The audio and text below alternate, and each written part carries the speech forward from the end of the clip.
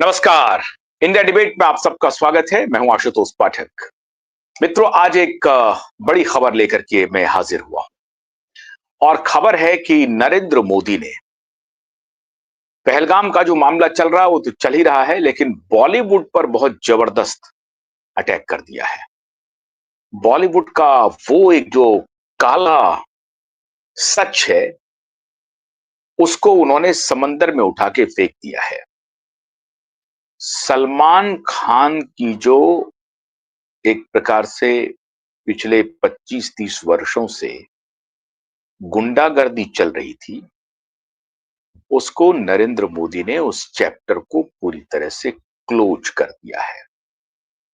हालांकि कुछ सवाल हैं जो नरेंद्र मोदी से पूछे जाने चाहिए, लेकिन नरेंद्र मोदी जी के भी हाथ बंधे हुए हैं हमारे प्रधानमंत्री, और इसलिए थोड़ा बहुत उनको बेनिफिट ऑफ डाउट देना पड़ेगा। लेकिन वो धीरे धीरे इलाज कर रहे हैं। दिशा सुशांत की घटना के बाद बॉलीवुड जिस तरह से तबाही के दौर से गुजर रहा है,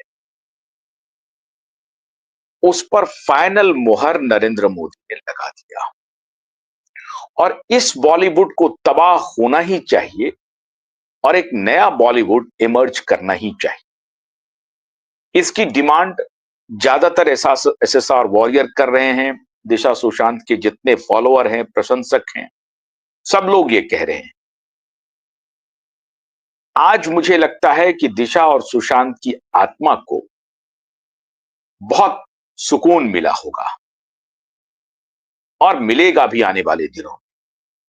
एक तो उनके केस की सुनवाई हो रही है, उस पर न्याय मिलना है उनको, और दूसरा, दिशा और सुशांत की आत्मा को सुकून इसलिए भी मिलेगा क्योंकि एक शख्स जो पिछले 20, 25, 30 वर्षों से, जब से वो बॉलीवुड में आए हैं,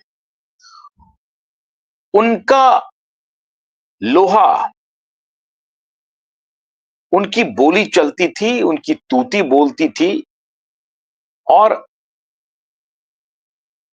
उनके बगैर बॉलीवुड में पत्ता भी नहीं हिलता था।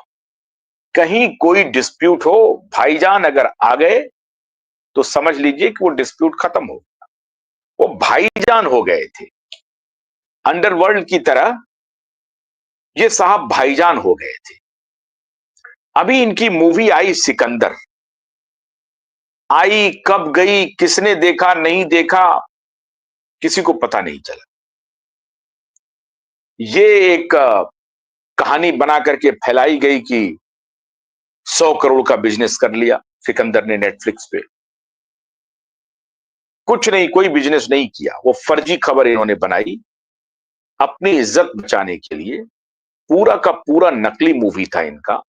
बांग्लादेश से कॉपी किया हुआ म्यूजिक जो प्रीतम है, वो पहले भी कॉपी करने के आरोप में उनके ऊपर आरोप लगते रहे, म्यूजिक कॉपी करने के।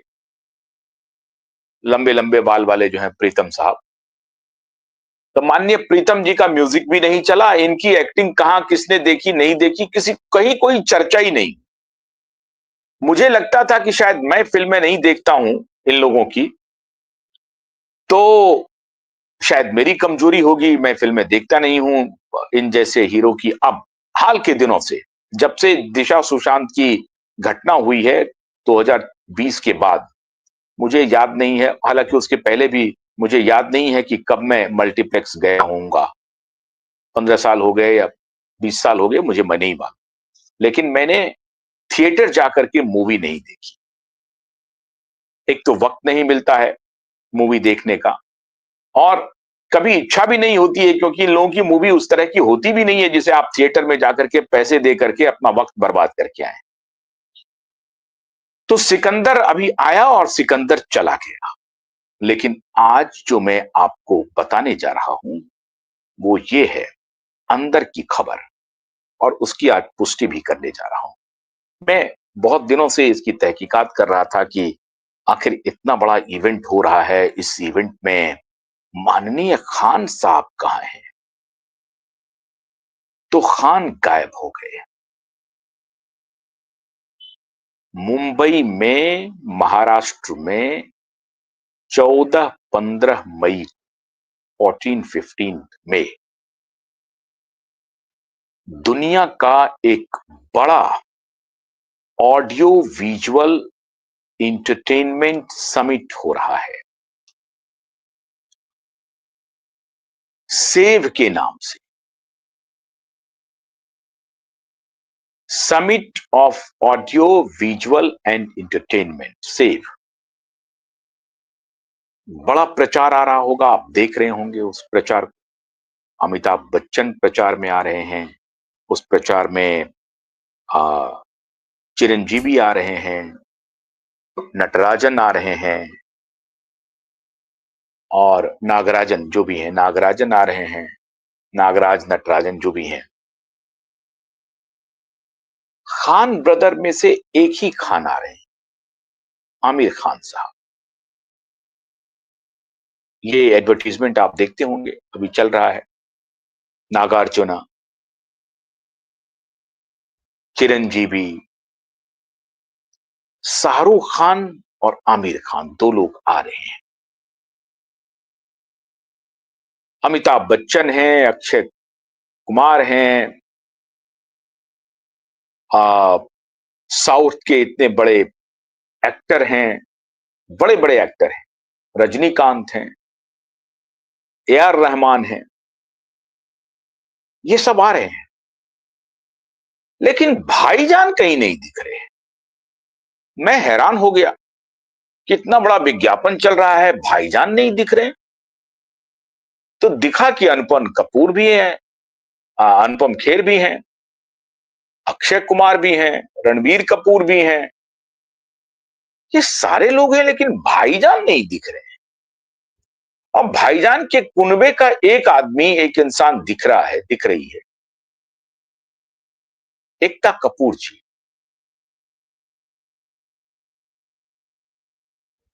मैं हैरान हो गया कि भाईजान इस समिट में, इनका कोई वीडियो नहीं दिखाई पड़ रहा है। हुआ क्या? मैंने तहकीकात करने की कोशिश की अपने सूत्रों से, तो पता चला मोदी से दोस्ती गांठने चले थे, लेकिन मोदी ने दोस्ती करके ऐसा झटका दिया कि भाईजान कभी जीवन में कल्पना नहीं करेंगे। अब ये असर है सुशांत और दिशा का। मित्रों, आप कहेंगे कि आप ये कैसी बात कर रहे हैं? जी, आपसे जो मैं कह रहा हूं वही सही बात है।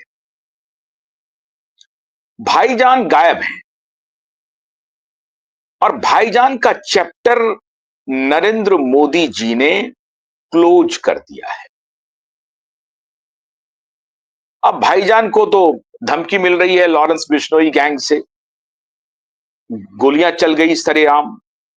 ये और बात है कि जिन्होंने गोली चलाई उनमें से एक की पुलिस कस्टडी में मौत हो गई। वो पुलिस कस्टडी में उसको हैंग दिखाया गया, सुसाइड दिखाया गया, जो कि सुसाइड नहीं है, उसकी हत्या हुई है। आप कल्पना भी कर सकते हैं, जो इतना ताकतवर हो कि दिन के उजाले में सलमान खान के घर पे जाकर के फायरिंग कर दे और उसे पुलिस पकड़ लाए, और उसके बाद वो इतना कायर हो कि खुद को खत्म कर ले, अपनी जिंदगी खत्म कर ले। ऐसा हो सकता है क्या? नहीं हो सकता है। तो पावर गैलरी में यह चर्चा है कि उस व्यक्ति की हत्या के पीछे भी सलमान खान, ये चर्चा है। ये कोई पुष्टि तो नहीं किया है, किसी ने इन्वेस्टिगेशन भी नहीं किया है। अरे उसकी कैसे मौत हुई, क्या हुई? एक रिपोर्ट आ गई कि जिसने गोली चलाई थी उसमें से एक ने आत्महत्या कर ली। यह भी कहा जा सकता है कि उसकी इन्वेस्टिगेशन होनी चाहिए, उसकी जांच होनी चाहिए, लेकिन जांच हुई नहीं। बस जो कुछ भी पुलिस ने कह दिया उसको मान लिया गया, और यह हो गया कि नहीं नहीं, सलमान खान के ऊपर जो हमला किया था उसने सुसाइड कर लिया। और फिर इस पर किसी की तहकीकात नहीं है। वो बेचारे ने हमला किया था तो वो गुनहगार तो था ही, किसी ने कोई सवाल नहीं उठाया। सलमान खान के प्रशंसक तो खुश थे, लेकिन जो सलमान खान के प्रशंसक नहीं हैं, उन्होंने भी सवाल नहीं उठाया, क्योंकि वो हिंसा को बढ़ावा तो नहीं दे सकते। लेकिन जब कसाब को आपने कानूनी सहायता पहुंचाई और उससे स्थापित किया कि इस देश में रूल ऑफ लॉ है, तो सलमान खान के ऊपर हमला करने वाले की मौत कैसे हुई, ये भी जांच जरूर कराई जानी चाहिए थी, लेकिन जांच नहीं कराई गई और सलमान खान के ऊपर हमला करने वाले की मौत हो गई। तो ये तो सवाल उठेंगे। लोग तो कहेंगे कि क्या सलमान खान ने मुंबई पुलिस के साथ मिलकर के इस घटना को अंजाम दिया है, और इसे कहने से आप किसी को रोक नहीं सकते, क्योंकि सारी तो सुसाइड ही हो रही है। दिव्या भारती ने भी सुसाइड कर ली, दिशा ने भी सुसाइड कर ली, सुशांत ने भी सुसाइड कर ली, सलमान के ऊपर हमला करने वाले ने भी सुसाइड कर ली, श्रीदेवी की पानी में डूब करके मौत हो गई, घुटने पर पानी में डूब करके। जिया खान ने भी सुसाइड कर ली। ये सारी सुसाइडें हो रही हैं, सारी सुसाइड है, लेकिन कोई सवाल ना पूछे, और सवाल खड़ा करे तो लोग कहें कि भाई सबूत दीजिए, सबूत दीजिए, सबूत दीजिए। श्रीदेवी की मौत कैसे हुई कोई नहीं जानता। जो उनका वर्जन आया, खिला पिला करके जो भी स्टेटमेंट दे दिया, वो स्टेटमेंट रिकॉर्ड हो गया, उसी को लोगों ने मान लिया। कोई जांच नहीं। दुबई की पुलिस ने क्या जांच की नहीं की भगवान जाने, बड़े बड़े लोग उसमें शामिल थे। लेकिन चलिए मान लिया कि चलिए कोई एक हादसा ही था, दुर्घटना ही थी श्रीदेवी जी की। जिया खान के लिए क्या हुआ, उसको भी छोड़िए आप। ख्वाजा यूनुस खान की मां ने अदालत में अर्जी लगाई है कि आपके कंटेम्प्ट किया का कोई किसी ने परवाह नहीं किया है। सचिन बाजे को महाराष्ट्र सरकार ने, उद्धव ठाकरे ने रीइंस्टेट कर दिया है, जिसे अदालत ने डिसमिस करने का आदेश दिया था, उसे रीइंस्टेट कर दिया है। कोई सवाल नहीं उठा और आज तक उस पीआईएल की सुनवाई नहीं हुई है जो ख्वाजा यूनुस खान की मां ने लगाई थी, उसकी आज तक सुनवाई नहीं हुई है मुंबई की अदालत में। कहां जाए लोग न्याय मांगने के लिए, किसके पास जाए न्याय मांगने? तो ये तो बॉलीवुड का कृत्य रहा है। मित्रों, 2020 के बाद जिस प्रकार से बॉलीवुड जहन्नुम के रास्ते पर बढ़ गया है, नरेंद्र मोदी ने उनको एक और धक्का दे दिया। 14-15 मई को जो audio visual summit, international summit हो रहा है, उसमें सलमान खान नदारद हैं, गायब हैं, उनको उनकी औकात दिखा दी गई, बता दी। जो इस वेव में ये जो समिट है, वेव समिट जो है, world audio video entertainment summit, world audio video entertainment summit, उसके मैं एडवाइजरी बोर्ड को मैं देख रहा था, और उस एडवाइजरी बोर्ड में कौन कौन है ये मैं आपको दिखाता हूं। अमिताभ बच्चन हैं, अक्षय कुमार हैं, अजय बिजली हैं, लेकिन एक दो नाम ऐसे चौंकाने वाले हैं जिसे आप देख करके हैरान हो जाएंगे, और उसी पर मुझे भी सवाल करने हैं। अजय बिजली हैं। एक जो नाम है उस पर मैं आऊंगा, आमिर खान है, शाहरुख खान है, ए.आर. रहमान है, आनंद महिंद्रा हैं, अनिल कपूर साहब हैं, अनुपम खेर साहब हैं, टी सीरीज के मालिक भूषण कुमार हैं, चिरंजीवी हैं, एक्टर चिरंजीवी हैं, दीपिका पादुकोण हैं, दलजीत दोसांझ हैं, एकता कपूर, हेमा मालिनी, कविता विनोद खन्ना, किरण मजूमदार शॉ, माइक हॉपकिंस, जो नेटफ्लिक्स के सीईओ हैं, माइक हॉपकिंस। माइक हॉपकिंस जो हैं वो नहीं, माइक हॉपकिंस नेटफ्लिक्स के सीईओ नहीं है, ये अमेजॉन के हैं। एक मिनट, प्राइम वीडियो अमेजॉन के हैं, मिथुन चक्रवर्ती हैं, लेकिन नेटफ्लिक्स के भी सीईओ हैं, मिस्टर मोहनलाल हैं, मुकेश अंबानी जी हैं, नागार्जुन अक्किनी हैं, नमित मल्होत्रा हैं, रजनीकांत हैं, रणबीर कपूर हैं, रवि आहूजा हैं, president in chief executive officer of Soni pictures, Sanjeev Goenka है, आरपी संजीव गोयनका, सत्या नडेला है माइक्रोसॉफ्ट के सीईओ, शाहरुख खान है, फिर शेखर कपूर हैं, एसएस राजामौली हैं, और सुंदर पिचई हैं, गूगल के सीईओ सुंदर पिचई। और ये हैं, अब ये आ रहे हैं, एक सेकेंड, सुंदर पिचई, सुंदर पिचई के बाद हैं किरण मजूमदार शॉ के बारे में बताया, माइक हॉपकिंस के बारे में बताया, मिथुन चक्रवर्ती के बारे में बताया आपको, नागार्जुन के बारे में बताया, रजनीकांत, रणबीर कपूर, हाँ, रवि आहूजा, संजीव गोयनका, सत्या नडेला, शाहरुख खान, शेखर कपूर, एस राजामौली, सुंदर पिचई, हाँ, और ये हैं नेटफ्लिक्स के मिस्टर थियोडोर जो है वो नेटफ्लिक्स के सीईओ वो हैं। और एक बड़ा चौंकाने वाला नाम है, दो, एक तो आदार पूनावाला, किरण मजूमदार शॉ, और एकता कपूर। ये तीन नाम मित्रों ऐसे हैं जिसको मैं समझ नहीं पा रहा हूं कि किरण मजूमदार शॉ, और किरण मजूमदार शॉ आजकल नई दोस्त हैं जिरोधा के मालिक की, कामत सिंह की। वो ऊपर नीचे ही रहते थे बेंगलोर में, यूबी टावर्स में। अब हालांकि बेंगलोर को उन्होंने, यूबी टावर्स को उन्होंने छोड़ दिया है।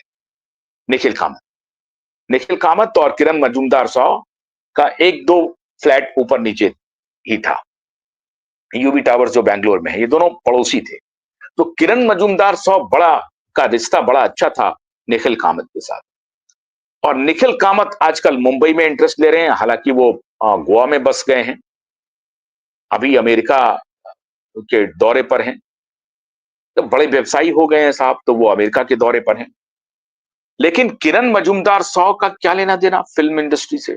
लेकिन वो एक बड़ी यूनिकॉर्न की मालकिन है, बड़ी फार्मा कंपनी की मालकिन है। फार्मा का जो यहां पर एंट्री है, ये बेहद महत्वपूर्ण है। आदार पूनावाला ने पिछले साल धर्मा प्रोडक्शन में 50% स्टेक लिया है, और इसीलिए मैंने आपको कहा कि कोविड के ऊपर अब कोई सवाल नहीं करेगा। तो हम लोग तो सवाल कर ही रहे थे, मीडिया सवाल नहीं करेगी, कुछ भी नहीं सवाल करेगी। और यहां मैं मोदी की बात से असहमत हूं। इस व्यक्ति को ऑडियो विजुअल वर्ल्ड समिट में कैसे एडवाइजर बनाया? आदार पूनावाला, किरण मजूमदार शॉ को, एकता कपूर, ये वही कॉकस है। फिर आपने सलमान खान को क्यों हटा दिया? तो सलमान खान के खिलाफ तो एक लॉबी काम कर, खिलाफ नहीं, उसके खिलाफ तो मोदी ने जो किया वो बहुत ही अच्छा किया। सलमान खान का चैप्टर क्लोज होना ही चाहिए। अभी खबर आ रही है कि सलमान खान के स्वास्थ्य बहुत कुछ अच्छे नहीं चल रहे हैं। प्रेडिक्शन हुआ था कुछ दिन पहले, मैंने आपको दिखाया था वो प्रेडिक्शन। मैं उस प्रेडिक्शन पे नहीं जाना चाहता, मैं उस तरह के प्रेडिक्शन पे बहुत भरोसा भी नहीं रखता हूं। लेकिन खैर, अब प्रेडिक्शन करने वाले एस्ट्रोलॉजर हैं, वो तो एस्ट्रोलॉजर करेंगे ही। सवाल है कि Salman Khan world audio video summit से बाहर क्यों रखा गया? आप कहेंगे कि नहीं, बाहर नहीं रखा गया है, वो तो आएंगे, गेस्ट के रूप में आएंगे। अरे गेस्ट के रूप में आएंगे तो वो अपनी खाल बचाने के लिए आएंगे, पैरवी करेंगे कि आ जाए। एडवाइजरी बोर्ड में सलमान खान का नहीं होना इस बात का परिचायक है कि सुशांत और दिशा के साथ जो कुछ भी हुआ है, नरेंद्र मोदी इस बात को जानते हैं। ये दोनों भाई, अरबाज खान और सलमान खान, दोनों के कृत्य को नरेंद्र मोदी जानते हैं। लेकिन एकता कपूर उसमें कहीं नहीं है। एकता कपूर का इसमें बहुत बहुत भूमिका नहीं है। हालांकि वो एक थर्ड ग्रेड इस तरह के सीरियल्स बनाती है, लोगों को मौका भी देती है, हाई हेडेड है। उसकी आलोचना तो हम लोग करते ही करते हैं एकता कपूर की। और उसी पार्टी से बात निकली हुई है। 7-8 जून की जो पार्टी भी थी, वो एकता कपूर के ही घर में पार्टी हुई थी। लेकिन अगर इतने बड़े फोरम पे, अंतरराष्ट्रीय स्तर का एक फोरम तैयार हो रहा है, इसका एक समिट हो रहा है, और समिट का उद्देश्य क्या है? समिट का उद्देश्य है बॉलीवुड के एंटरटेनमेंट इंडस्ट्री को रिवाइव करना। मतलब सरकार ये समझ रही है कि बॉलीवुड खत्म हो गई। सरकार ये मान रही है कि बॉलीवुड के खत्म हुए हुए इंडस्ट्री को अब उठाना है, बाहर लाना है। तो बाहर लाने के लिए सरकार कदम उठा रही है कि उसको कुछ ऑक्सीजन दिया जाए। वो वेंटिलेटर पर है तो उसे बाहर निकाल करके उसको कुछ वेंटिलेटर से बाहर निकाला जाए, ऑक्सीजन दिया जाए।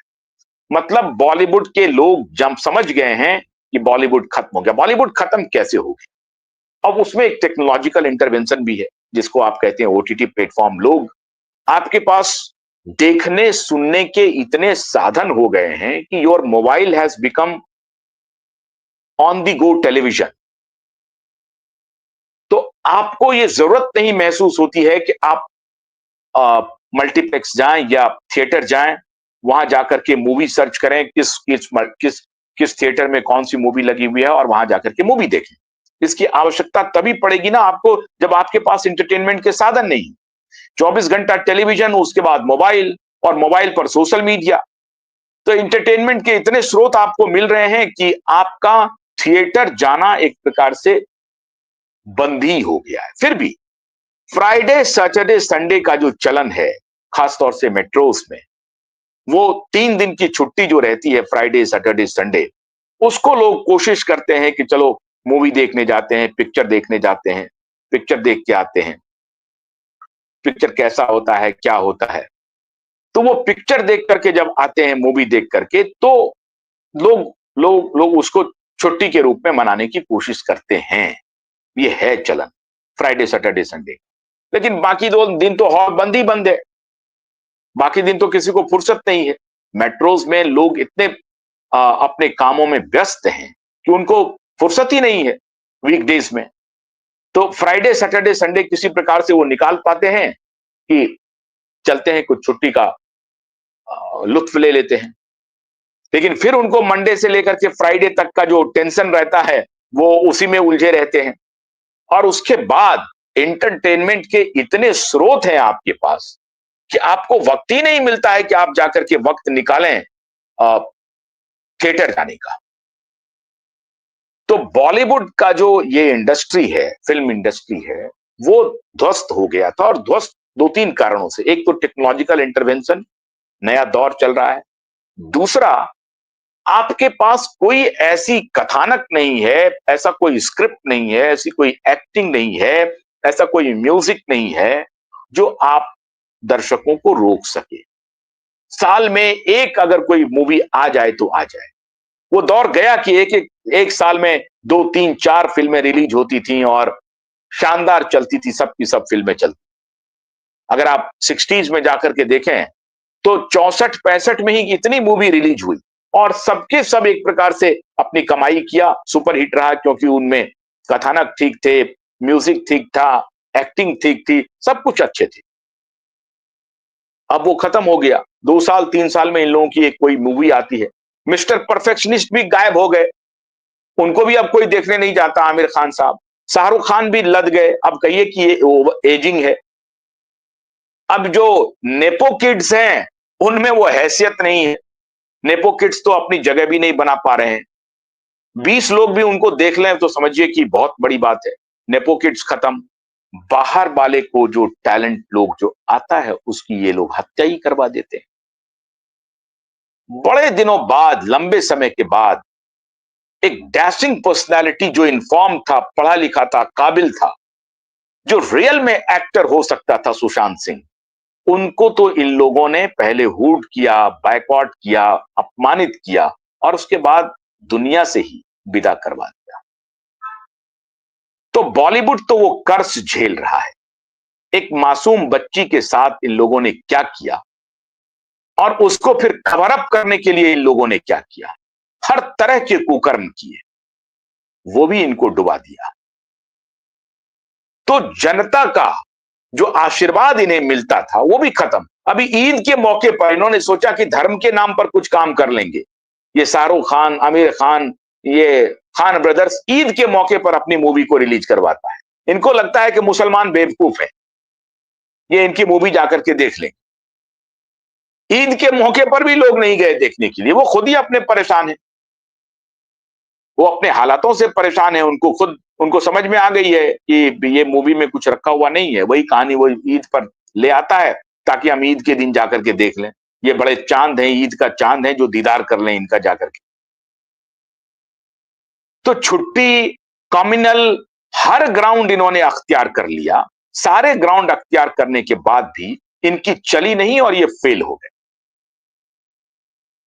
जब फेल हो गए तो आए मोदी की शरण में सारे कि साहब त्राहिमाम त्राहिमाम। आपको याद होगा जया बच्चन ने पिछले दिनों बॉलीवुड को मारने की बात कह रही थी पार्लियामेंट में, राज्यसभा। जया बच्चन कह रही थी कि सरकार बॉलीवुड को तबाह करना चाहती है, सरकार बॉलीवुड को बर्बाद करना चाहती है, सरकार बॉलीवुड के लिए कुछ भी नहीं कर रही है, क्या करेगी सरकार। और ये धौंस दे रही थी जया बच्चन कि सबसे ज्यादा टैक्स पे करने वाली हमारी इंडस्ट्री है। मतलब उनको तो कुछ आता जाता है नहीं, कितनी पढ़ी लिखी है, क्या पढ़ी लिखी है भगवान जाने।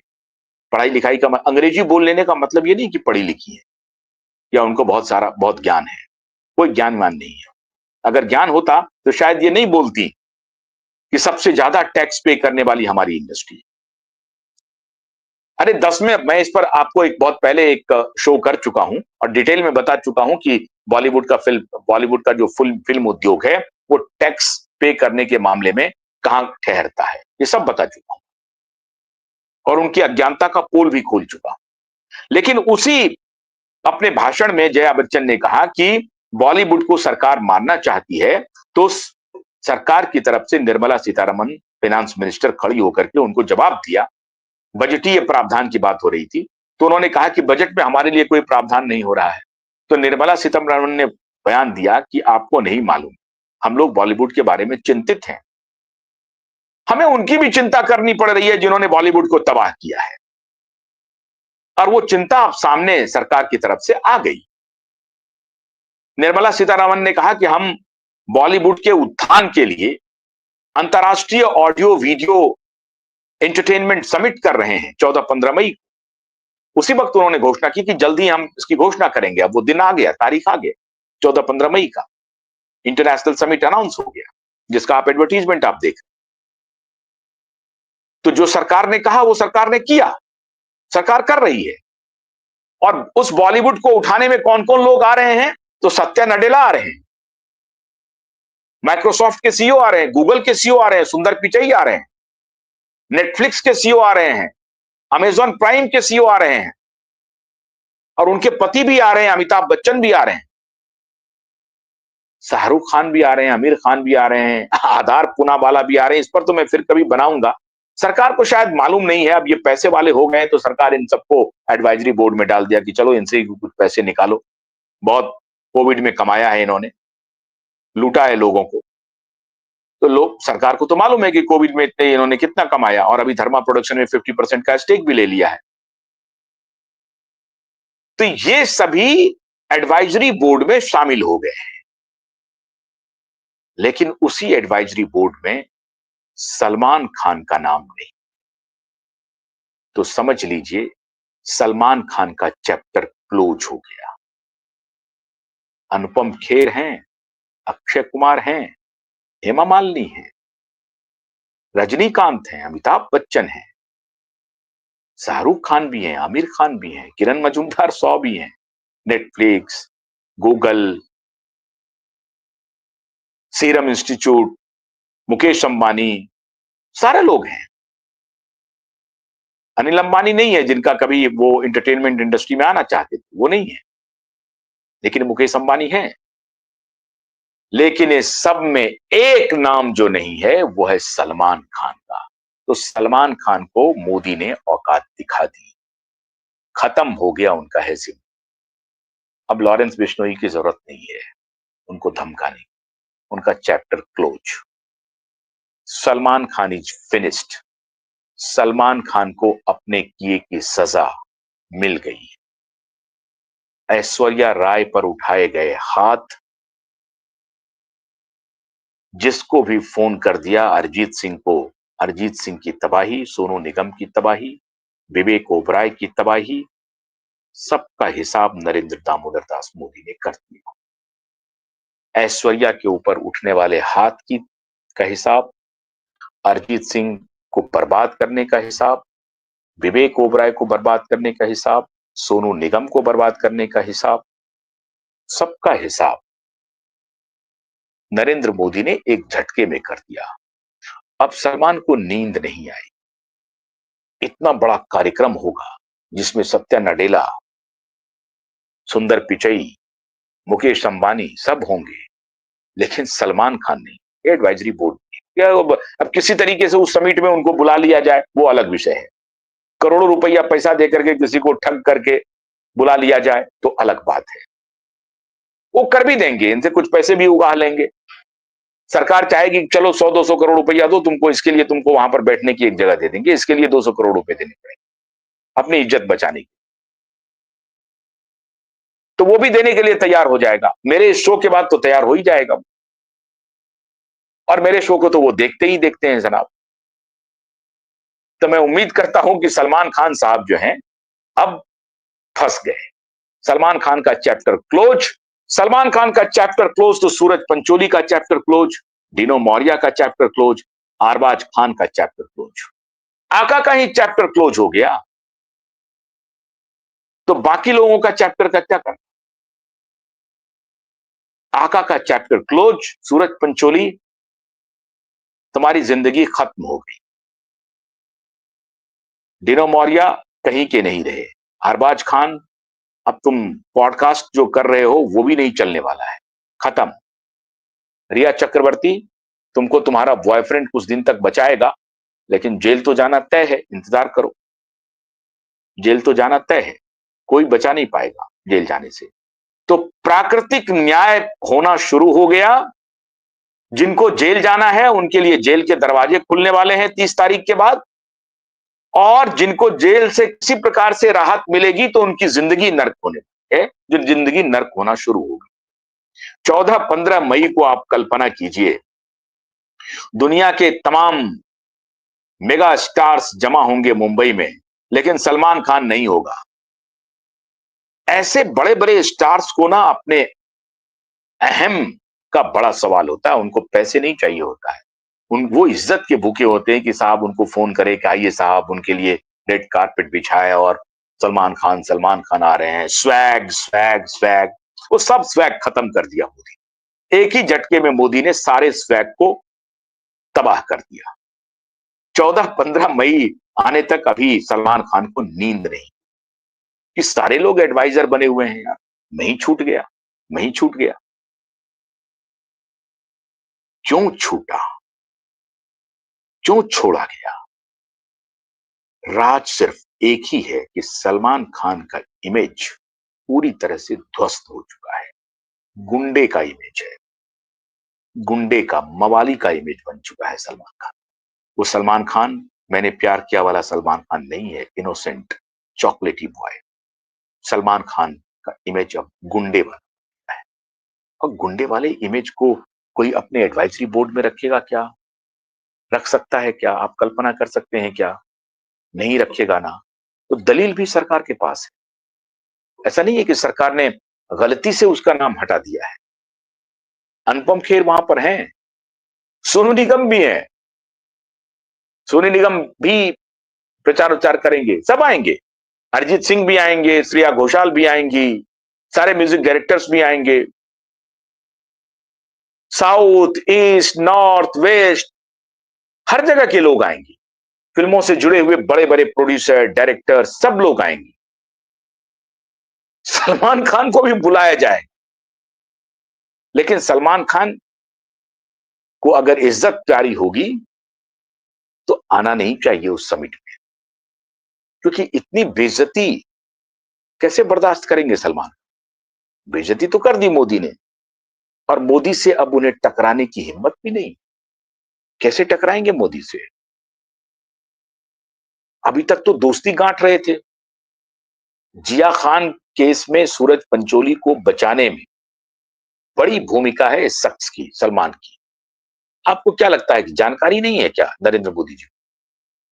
दिसंबर 23 में डिनो मोरिया कैसे मिलने के लिए चला गया? आपको क्या लगता है जानकारी नहीं है क्या नरेंद्र मोदी? हर चीज की जानकारी, और सारी जानकारी के बाद ये फैसला हुआ है। सलमान खान का चैप्टर क्लोज, उनके शागिर्दों का, उनके चमचों का भी चैप्टर क्लोज कर दिया मोदी। बहुत बहुत शुक्रिया। नमस्कार।